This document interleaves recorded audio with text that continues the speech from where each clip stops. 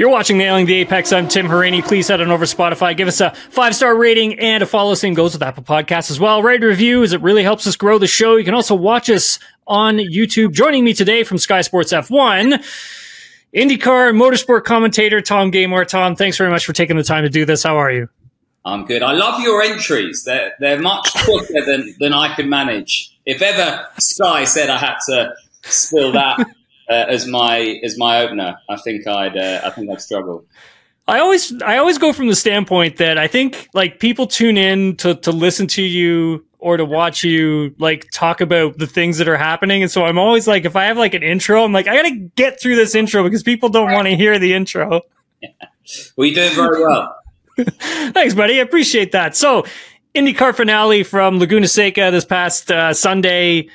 So coming into this one, it was carnage, absolute chaos. You were on the call for this one over in the UK, Tom. I mean, what a crazy race. 17 penalties, believe that's a record.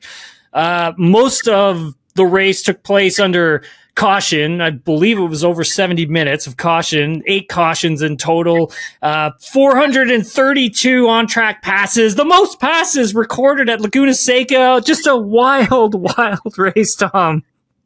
I think, forget the numbers. Obviously, you've done your research, but the key sentence here is they had to refuel the pace car. And when you're in that situation, you know the wheels really come off. That was awesome. When that came on, I was just like, oh my God. So I tuned in to, I watched the Sky Sports, I watched a bit of the commentary by yourself. Great job, man. It sounds like you're having to fill all of the commercial time that NBC has going on. Yes, which is a fair amount. So I think on some of the races, we're in for a long haul. And although it's broken down into sort of 3-minute segments, it's a bit seat of your pants sometimes because things will happen and NBC will come back to a break quickly, or Peacock or whoever it is. And it's a lot to wrap your head around when you've only got one set of eyes. So let's take Laguna, for example, which was chaos. And then you've got Scott Dixon going off strategy with Callum Ilott, Marcus Armstrong. There was a few different things playing out there, the alternate strategy. And, it's hard to crunch all the numbers to keep up to speed with what's going on in front of you at the front, who's on what strategy and so forth. Mm-hmm. But we get it done in the main part, and the UK fan base is definitely growing. We've got a really sort of loyal and welcoming and inclusive fan base, and the whole what we call Sky IndyCar community on Saturday or Sunday night, whatever it is, we have a ball. We're going to be lost now until March because it's such a long winter. We're all really sad about that. So just want to get your thoughts on this race. Like, what did you think while you were watching it? So at the beginning, I thought, okay, I was gutted for Scotty Mack and obviously Christian Lundgaard and Yuri Vips and some of the others that got into trouble. Rinus VeeKay as well, because he's been having a really good run of it of late, and it would have been nice for him to have sort of ended off on a high. And then Palou, he stuck one on Felix, didn't he, very early on. And when he hit the front, you thought, crikey, this is going to be another Alex Palou show, Palou doing Palou things. And he pulled that gap out really to 6-7 seconds quite quickly. But, we always had it in our minds that with the way Road America had gone, with the resurfacing, with Laguna, with the tests, the sessions up to the race, and then the fact that it's championship done last day of school, people were always going to misbehave, and that became the theme of the race. And so Palou was never going to get too far. And then once the alternate strategy comes in and you hear on the radio that, Dixie's doing this and Dixie's doing that, it must make the drivers' hearts sink. I spoke to Pato O'Ward about this. When I said, at what stage do your team start telling you what Scott Dixon's doing and where he's at? And he said, this was at Portland. And he said, as soon as you hear that, you think, well, he's going to make it. And it then, there was a lot that transpired. Obviously, Alex Palou was really unlucky with that yellow, and then Pato O'Ward likewise. You feel for him, you know, the Papa in Victory Lane would have been a wonderful end to the season. But as it stands, you know, seeing Scott there again in the way that he did it was a great advert for IndyCar. It was a great way to close the season. Scotty Mack dragging it up from the back. You know, it was cool to see. And, you know, Callum Ilott was in there. That's very much the sort of David and Goliath story, if you like, and he was in there for a bit until his bouncy ride across the gravel. I'm surprised he survived that, to be honest. Yeah, he's lucky. You know, the car didn't rattle itself to pieces, or B, he didn't fall to pieces inside the cockpit.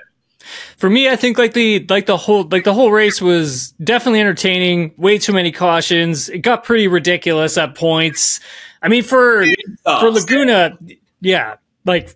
For Laguna, one of the things that I was thinking about was the restarts and where they should be allowed to actually have on-track passing for the restarts, because there were way too many drivers trying to make things happen heading into that final turn, and that's what was leading to so much chaos towards the end of this race. And it makes zero sense. Like, you know that they're just going to stack it up there. You know it because it's such a slow corner. You have so many cars on the grid at the same time. Everybody's battling for position at that moment. And so it makes more sense to have for them to just take a rethink of this, have actual passing happen further down the track at some point. And then also you have all the carnage that's going on into turn one as well. I mean, Zach Brown called it some of the most amateur driving that he's ever seen. You know what? I read that as well, and I thought, ouch. For me, it was the restarts. There was two restarts that were just amateur hour, and then without labelling the blame on one person, I thought Helio's incident with Colton turn 3 was not great for a driver of, you know, his experience, and he'd already been in the wars as well. I think what's interesting about the restart, going back to that, is obviously they weighed the field off green, but could you say that one way of solving that would have been actually to control the pace up and through? Because I think that everyone was going early. So the leaders were going out of turn 9. Yes. And then the rest of the field, they're on it, you know, trying to catch up. And then you've got the concertina effect where it's do or die into the last corner, because it might be the only chance that you may be able to pass in that sort of green stint. So maybe if you controlled the snake or the pace up and round, like a rolling restart, like a rolling start, really, you might have had a bit more control in that last corner. That's a great point, actually. But then I suppose you'd have to move the green flag right up towards turn 1 to make sure you got the field through. But there you go. But I think like that's an easy fix. I mean, I think that's an easier thing to do than, say, having to clear up, you know, millions of dollars worth of IndyCar off the final corner, like, and pick a couple cars off of each other. The quote from Zach was pretty interesting. I mean, obviously, at one point I thought Pato was in line to maybe even possibly win this thing. That would have been great for the team. Would have been their first win of the season, something they've been working towards all year. But I think, like, for Zach, also felt that, you know, they didn't put on a good show for the fans on Sunday. What do you think about that? Do you think, considering how many cautions and how long we were under safety car for, do you think that's boring for the fans? So I don't want to get into too many gross generalizations, because I'm a big believer that underpinning sport is entertainment. And it has to be entertaining. And if we take that unpredictable and spontaneous nature out of sport around the entertainment, for me, it's too clinical and it's too scripted. It's a bit like a football match, right? Sometimes the wheels come off and it's 6-6. and it just happens. And the goalkeeper lets it through their legs or whatever, you know, and we can all sit there and go, you know, that was the worst goalkeeping display I've ever seen, and this and that. But actually, 6-6 compared to a 0-0 draw is you know, much more exciting. And so, yes, it was a bit mad at times, and yes, I did have my hand my head in my hands at times. But yeah. Give me that all day long over anything else in terms of follow the leader. Yeah. And so for me, it was just last day of school, and sometimes it's just the way it goes. And actually, IndyCar's not like that. It is what the last race we had like that was Nashville, sort of 2 years ago. So it happens, and it's it's the nature of the beast, and I don't want it to change. I like how everybody kept calling it peak IndyCar because it's like, that's so true because it is. Scott Dixon, who finished runner-up in this year's driver championship, obviously won this race. Incredible drive from him, like you've already mentioned. Considering he had a penalty of his own during this one, so too did. Yeah. I mean, it was. I think if the stat is correct, there was 4 drivers in the top 6 that all had penalties in this race at some point, and to see Scott doing what he does best, and Mike Hall, the two of them just working together on a perfect strategy to get this guy back to the. I mean, and he's in his 40s. I mean, nobody can stop this guy. Every single year he's there. I think he's going to keep racing until he's in his 50s, Tom. Yeah. What did he say in the build-up to this weekend? He said he's paid to do the PR. He does the driving for free. And what he means by that is he just loves it. And as long as he continues to love it, he'll keep doing it. What I will pick up on, though, is, this is just my opinion. There were times this year where he looked like he was scratching his head a bit. Yeah. Especially off the back of some of the Alex Palou dominance in the middle of the year. Yeah. And I'm not saying he was despondent, and it's a human reaction to be scratching your head, but there was a time, I'm sure, at the midpoint of this year where he was questioning what to do next. Because we see this in every sport. There's always the young pretender that comes. I'm not a football fan, but in the NFL, it's that young quarterback that we see, playing now. And, MotoGP, it was Rossi reinventing himself, getting his head down like Marquez does.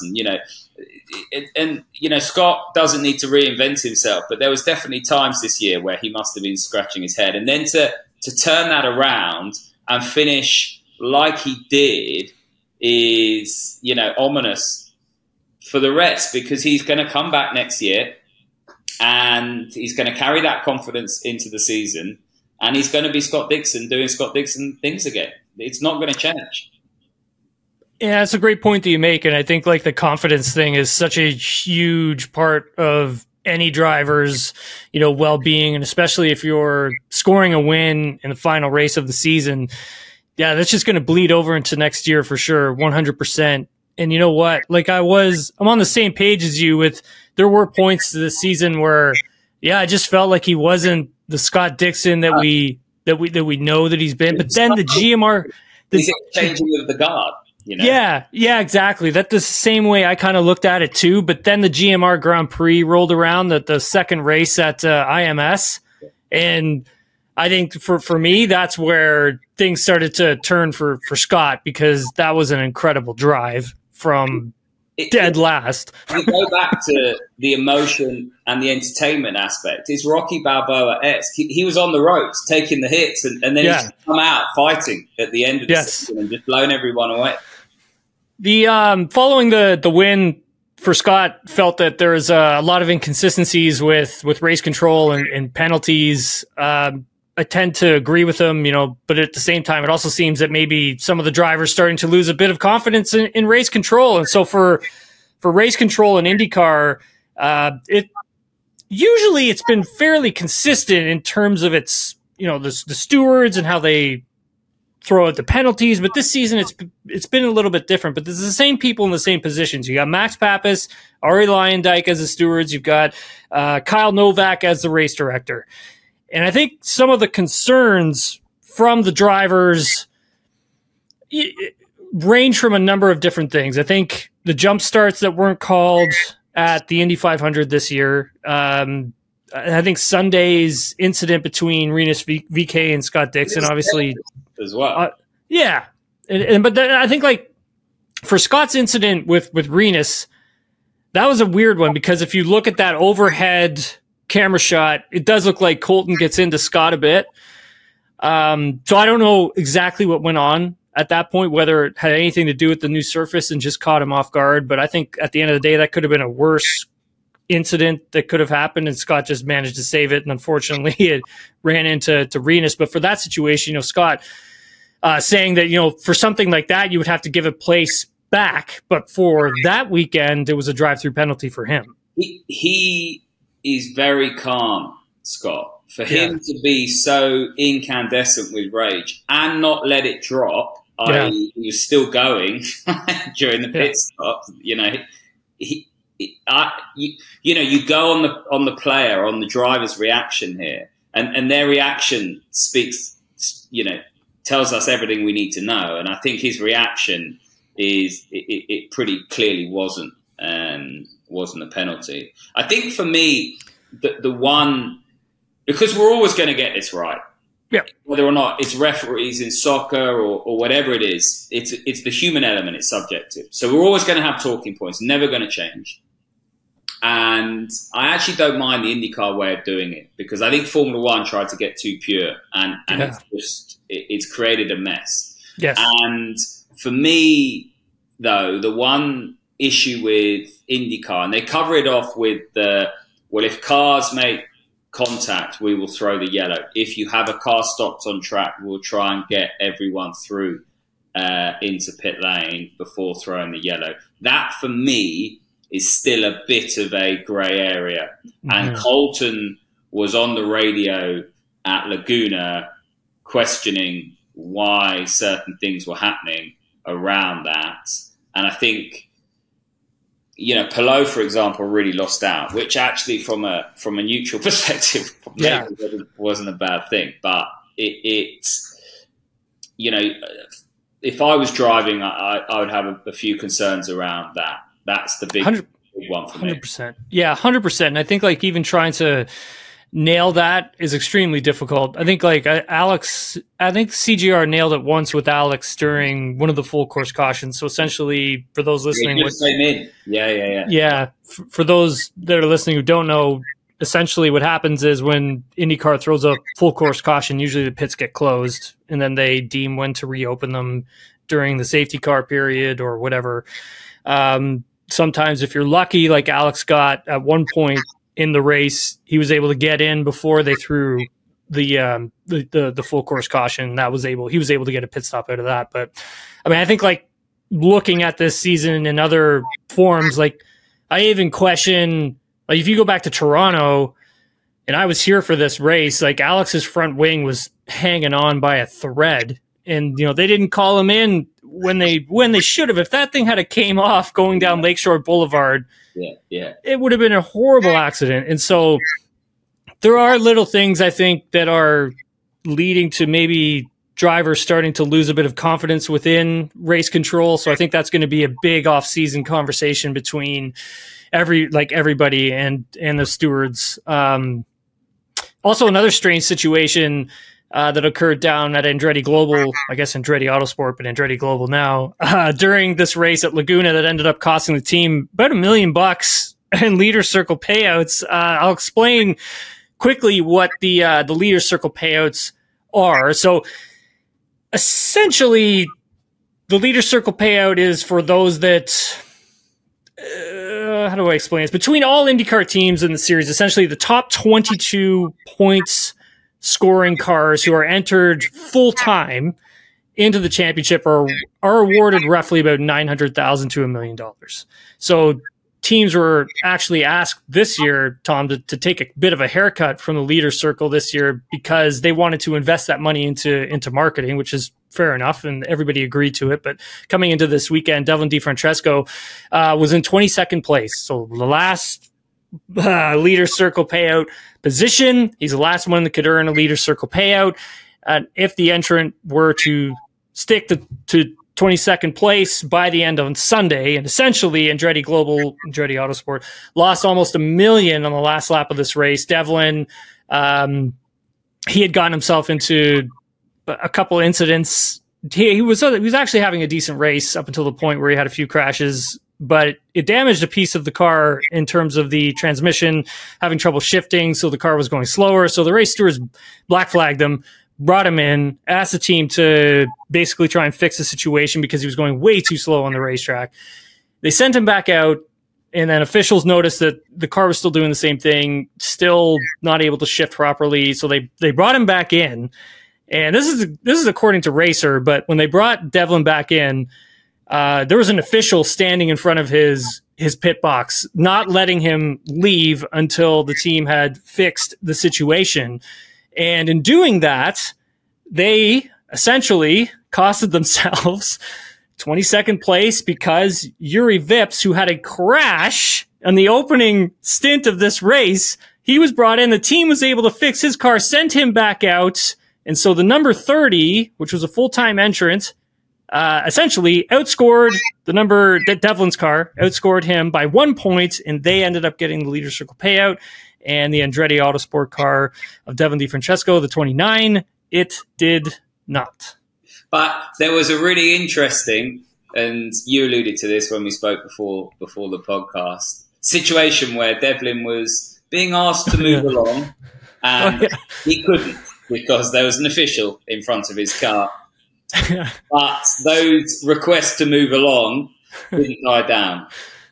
Yeah, so it's essentially, so what Tom's alluding to is when Devlin came in, and this is from the Racer article that I had read from Marshall Pruitt, there was an Andretti higher up executive, whatever, team personnel that was literally like yelling at Dev to like go, but Dev's like, where the hell do you want me to go? Like, there's an official standing right in front of me blocking the car. Like, I can run the guy over. Like, it just absolute scenes. How all this one broken the internet as well as the official's foot if he'd have gone. But that's a huge miss for Andretti because they've lost the DHL sponsorship. Yep. Obviously, they're looking at going down to 3 cars now. Devlin's going, and that's going to be a hole in their pocket. Without big time. Shadow of a doubt. You could then argue that in the Rahal, Letterman, Lanigan squad, they were right to ditch Jack Harvey and bring Juri Vips and Connor Daly, which, of course, actually it was just pure chance because Juri was taken out at the first corner. Yeah.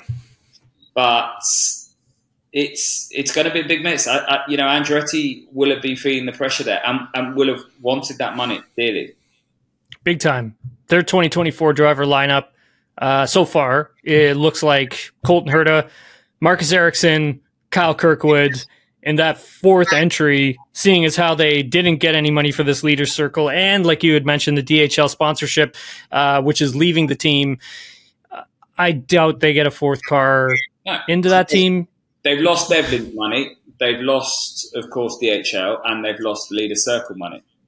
And that all of that put together doesn't add up to running a 4th car. And if they did run a 4th car, someone coming into that would be paying astronomical money to be in that car. And I just don't think there's a driver on the market with that money right now.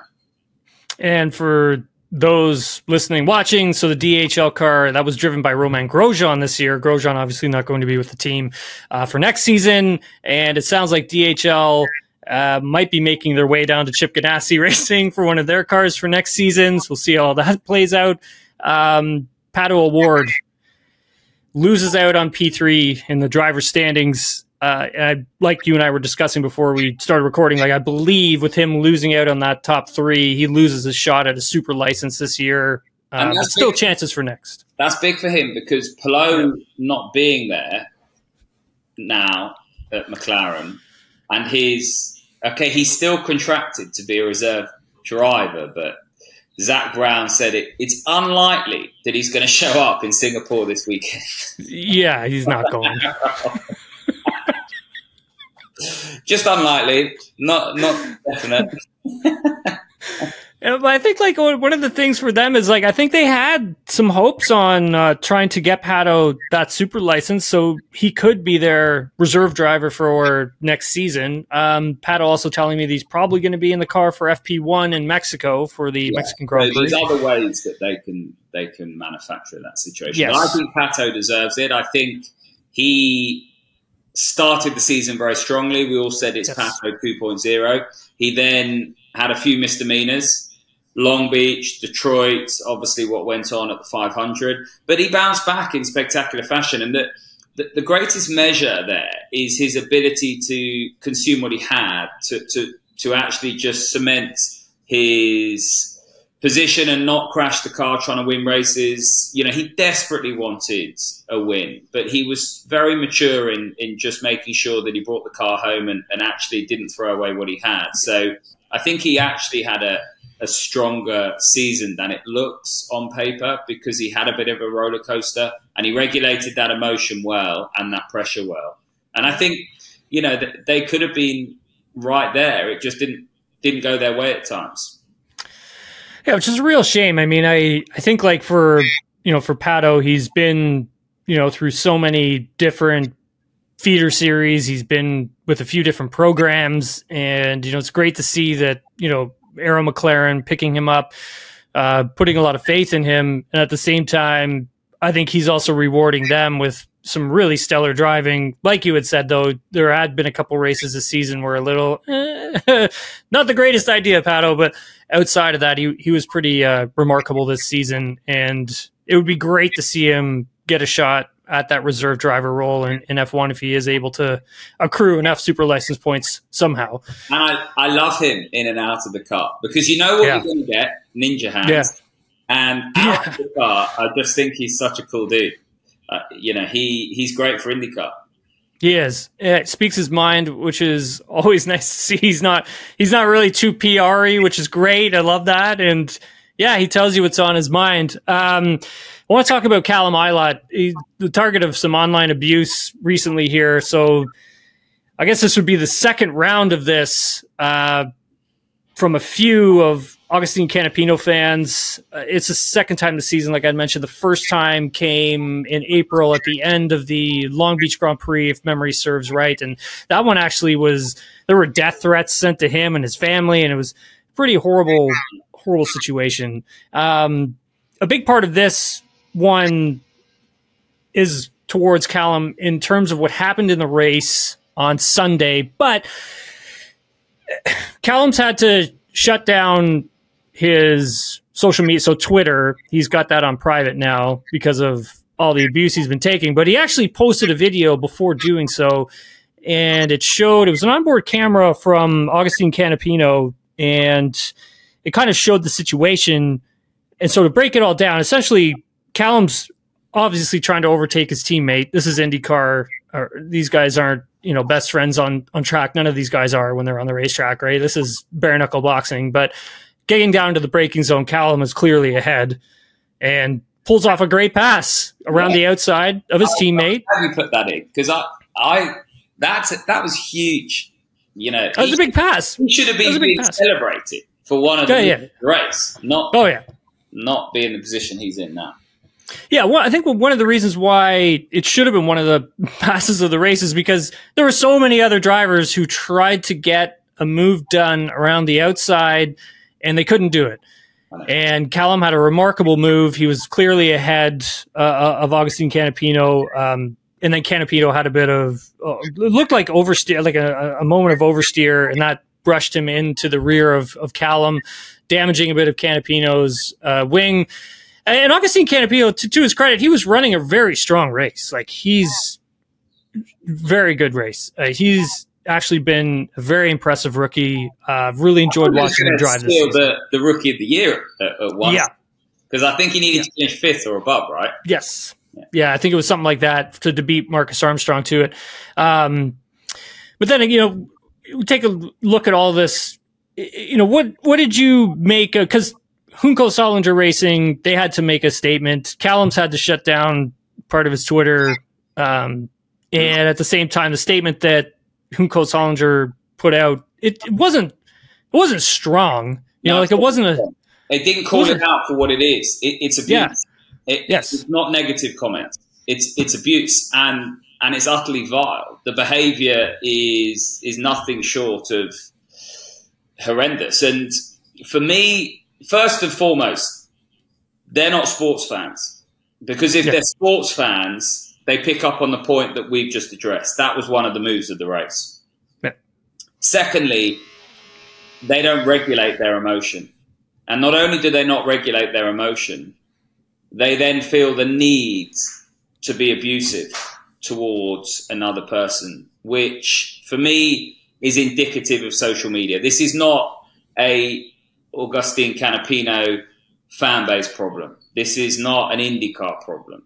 This is indicative of society worldwide, whatever the topic, where we see now people who think they have the right to go on and abuse other people. And that, for me, is a really dark place that we're in now. And there's not a magic fix, but as a society, as a collective, we need to do better. Not only do we need to call it out, but we need to start coming to the table with solutions and also education around why this behavior cannot carry on.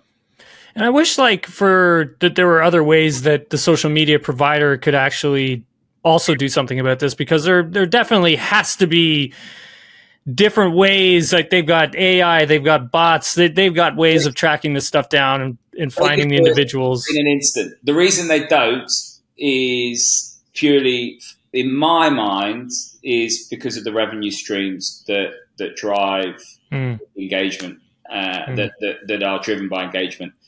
They can shut down a post within seconds. If let's say I stream the NFL game at the weekend, that would get pulled and put down within an instant. So you telling me that you cannot police abuse is rubbish. And the fact that it's not done, as I said, as a society, we need to be so much better, because people matter.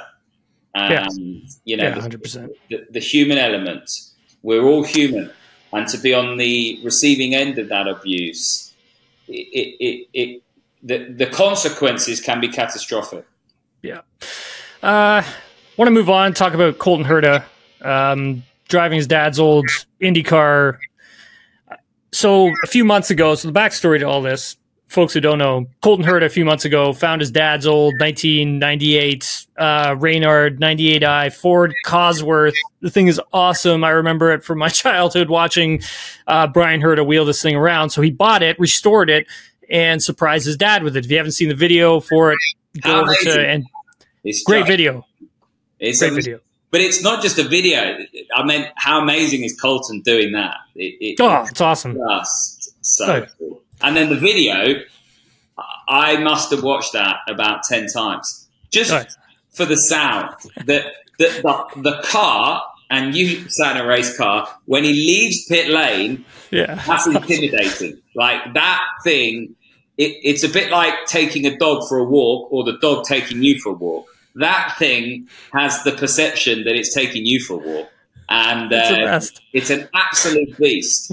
And just hearing him on the rev limiter, fighting the thing up the hill and out the pit lane, just incredible. And then I think Marshall Pewitt and Racer put out a video of the whole lap, and it was just, I must be getting old, because it was full of nostalgia. Everything about it was just wonderful. And that's one of my favorite eras of art as well. So. Yes, me too. I think so Brian took the car out. He could only manage to do 4 laps with it because he got so tired. He had to bring it in. And then Colton got his hands on it and took the thing out and wrung its neck. From a few people who were there who texted me, like he got close to last year's pole by the current generation IndyCar. Yeah, it's incredible. And he said there was a few seconds left in it as well. Oh man, I miss those cars. I miss those days too. That was great racing. This is great racing too. I'm not saying that, I'm not trying to compare the two of them, but I really, really loved those cars, and also the Champ cars as well. They were great. Just the sound and everything. Great characters as well. Yes, exactly. So I want to grade the 2023 IndyCar season. I don't have we don't have a ton of time left, but what grade would you give this 2023 IndyCar season, Tom? Well, it's easy to look at the end result and say, well, listen, Palou, his dominance meant that we didn't go to the last round of the year. I think it was first time in 16, 17 years that has happened. And so from, that perspective, you can say, well, it wasn't as good as other years. But listen, I disagree, because I think what we're witnessing in Alex Palou is greatness. He is that good. If you speak to the powers to be at Chip Ganassi, or you speak to, people like Dario Franchitti or whatever, or Scott, they get to see the inner workings of what he's doing, and his ability and his speed is incredible. And then, the human element, to deal with the pressure, all the distractions, to deal with everything that's going on, push that to one side and get in the car and just be formidable every single time, I think says a lot about his character. And he, we laud about Max Verstappen in Formula One. I think Alex Palou's definitely up there. And, if he stays in IndyCar, will definitely challenge the record book. So I think for that fact alone, and all the entertainment from the moment we got going in St. Pete with Grosjean, Scotty Mack, with everything that's happened, Joseph Newgarden winning his first 500 and running into the crowd. Yeah. We've had some great races, Barber as well. I genuinely think it's been another fabulous advert for IndyCar this year. It really has. Yeah, for sure. I would say I would give this probably a grade of. I'd probably give it a grade of A. I really enjoyed it. I think you've made some great points from some really good memories. I remember asking Joseph at the end of the Indy 500, like what his wife must have been thinking, and he started breaking down and crying and stuff. And I was like, because I was interviewing him like over that Zoom thing for SportsCenter, and he started crying, and I was like, oh no, like what have I done? And then I'm like, wait a second, this is great. I'm like, yeah. But it goes back to, someone asked me this weekend on Twitter, and they said, what's more important, the championship or a 500 win? And I said, well, you've only got to look at what happened this year with Joseph Newgarden, the outpouring of emotion and relief, to see just how important that 500 win was to him. Because with the championships, if he doesn't come away with a 500, he will almost look back, and this was sort of his words, not mine, as his career missing something. Yeah, 100%. I think for a driver like Alex Palou, when we look at the season that he's had, you summed it up really well. All the things that he's had to deal with off track. I mean, the way he's able to shut all of that out and still go out and dominate and win races. He's been something special to watch for sure. And this isn't an easy series that people can just show up and get in and win. It takes a lot of experience. It takes a ton of talent to wheel an IndyCar and to be fast. Tom, thanks so much for taking the time to do this, man. Can I just say on Alex Palou, yeah, line off, do you think that he doesn't get that because he doesn't stand up and bang? He's got that Roger Federer about him. Yeah. He's got this wonderful quietness and grace, and he's very, he's not brash, and he's not aggressive, and he's not, sort of not arrogant, but super forcing his confidence down other people's throats. He kind of, maybe doesn't get the respect that he should command. He goes about it so quietly. Yeah, and he's just he's a great guy, even away from the track. Like when I was done interviewing him here in Toronto this year, just getting to chat with him. Like I've chatted with him tons of times away from the camera, and he's a super nice guy, and he's always willing to give you a few minutes of his time. He's great with the fans too, and he's really down to earth driver. And I think IndyCar is honestly lucky to have a driver like him, to be honest with you. I'm excited to see what he does next year. I'm excited to see what Scott Dixon and those two guys together do next year. That's got me fascinated. And yeah. You know, he could do a Palou. Oh yeah, for sure. Did you see you saw what he did in Nashville, right? He can come in and win for sure. I think he's got that. I think so too. I'm definitely looking forward to the 2024 season. Tom, thanks again for taking the time to do this. Let our listeners and viewers know where they can find you and what you've got going on. So you can find me on Twitter and or X at Tom Gaymor, Gaymor, and or Instagram, but I'm a bit long in the tooth now, so I'm not as prolific and or cool as I could be on Instagram. I don't know how to do a reel. Like, you know, I've worked out how to do stories. I mean, what's a reel? How do I do that? But I think actually, it'll do it for you if you just give it the information. Right. So that's where you can find me. And what's coming up next? I'm actually doing some bikes next week. Nice. So I'm doing the Bol d'Or, which is a very famous endurance world championship event. So the likes of Yamaha, Honda, Ducati, Kawasaki, you know, they'll all be vying it out on the Côte d'Azur in South France. That is so cool. Are you going to go? Are you doing any F1 stuff or anything like that throughout the season? No, I think the F1 stuff's done now for this year, but we're already trying to, you know, put our heads together and think what we're going to do for IndyCar next year, how we're going to keep everyone going in terms of the off season and so forth. So yeah, I've got a bit of world endurance car racing and a bit of endurance world championship bike racing as well. And I love the bikes because it's a bit like IndyCar. Yeah. It's just madness wherever you go. Well, thank you so much for your time, Tom. Really appreciate it. Great job for this entire season. It's been a pleasure to listen and watch everything that you do. It's been great. If you want more from me, I'm Tim Hauraney. You can get me on social media at Tim Hauraney. If you want more Nailing the Apex, you can get it wherever you get your podcasts. You can also watch us on YouTube as well. Thanks, everyone, for watching and listening, and we'll talk to you all later.